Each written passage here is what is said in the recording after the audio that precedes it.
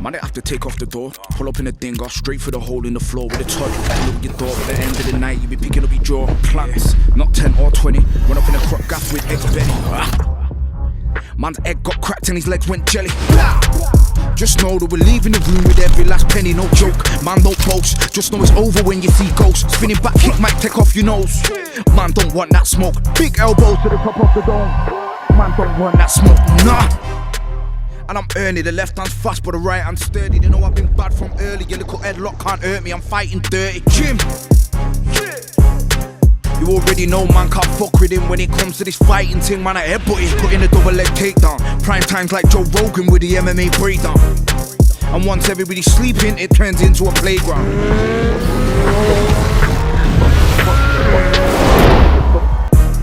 Boxes and boxes and boxes for the toddlers of your bum. Aye.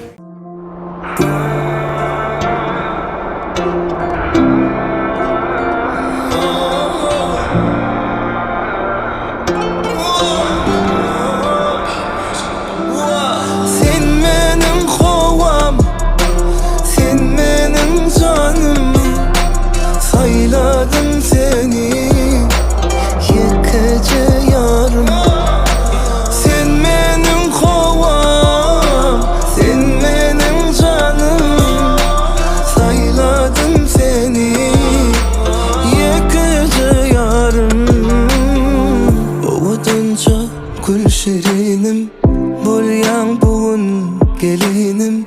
Aşığım duran aydır, sen benim asmana kuş bulup uçtum, sana özgürümü açtım. Bu bağıtlı günümüze min kendi araştım.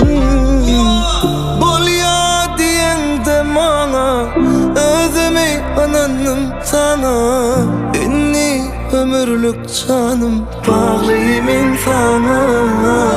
Sen benim kovam, sen benim canım.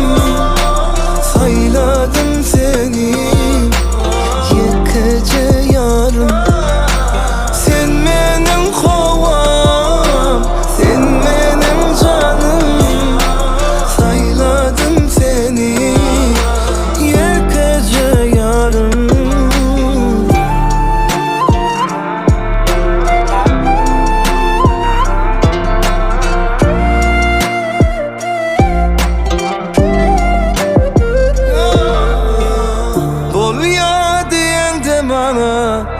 Özüme yananım sana, enli ömürlük canım, bağlıyım insana. Sen benim kovam, sen benim canım. Sayladım seni yıkıcı yarım. Bak sen benim kovam, sen benim canım. Sayladım seni yıkıcı yarım. Sen benim kovam, sen benim canım. Sayladım seni yıkıcı yarım.